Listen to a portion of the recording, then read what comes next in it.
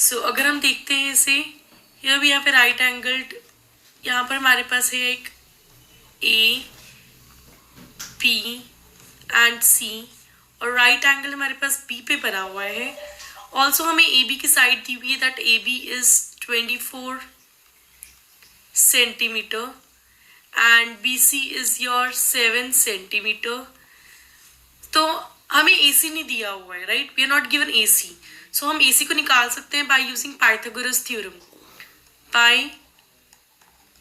Pythagoras theorem. अब what does Pythagoras theorem says? Pythagoras theorem ये कहती है कि हाइपोटेनस का स्क्वायर इक्वल होता है परपेंडिकुलर का स्क्वायर प्लस बेस का स्क्वायर। इन दिस ट्राइंगल हमारे पास हाइपोटेनस है ए सी, ए सी इज द हाइपोटेनस। बेस हमारे पास है बेटा बी सी एंड परपेंडिकुलर है हमारे पास A B, A B is the perpendicular.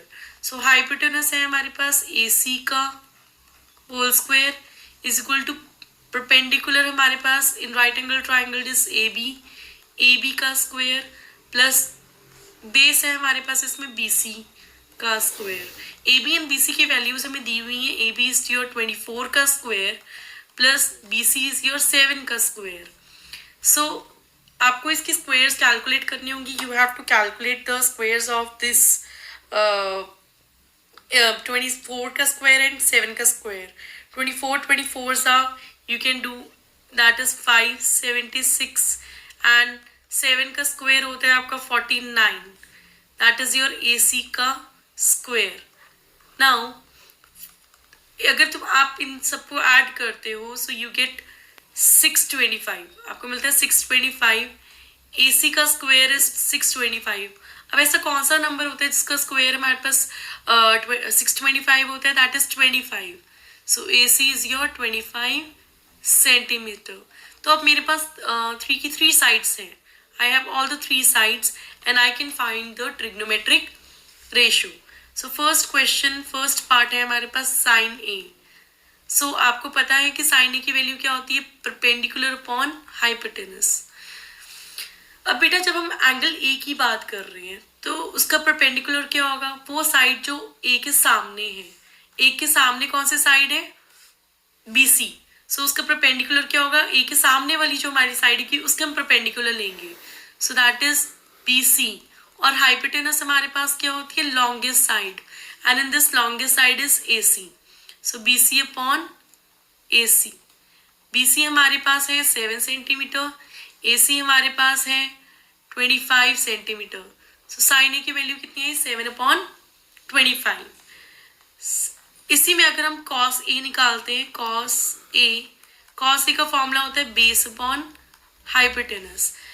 ए के सामने वाली परपेंडिकुलर थी, तो जिस साइड पे एंगल ए फॉर्म हो रहा है विद द हाइपोटेनस वो साइड को हम बेस लेंगे फॉर दैट एंगल, राइट, उस एंगल के लिए। सो एंगल्स के साथ आपके बेस और परपेंडिकुलर वेरी करते हैं। So this is base for this is A B and hypotenuse again longest side A C. So A B हमारे पास है 24 और ए सी है हमारे पास 25। सो कॉस ए कितना आ गया? 24/25। नाउ सेकंड पार्ट में हमें निकालना साइन और कॉस ही है, बट एंगल्स वेरी कर रहे हैं। अब हमें साइन सी निकालना है। तो बच्चे क्या होते हैं? कंफ्यूज होते हैं, किसको लें परपेंडिकुलर, किसको लें base. First of all sine का फॉर्मूला क्या होता है? Perpendicular one hypotenuse. So angle C आप ले, एंगल सी के लिए हम साइन निकाल रहे हैं।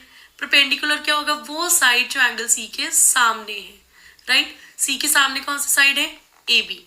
सो परपेंडिकुलर कौन सा होगा उसका? ए बी। एंड हाइपोटेनस हमेशा ही सेम रहते हैं, so that is the longest side, that is A C.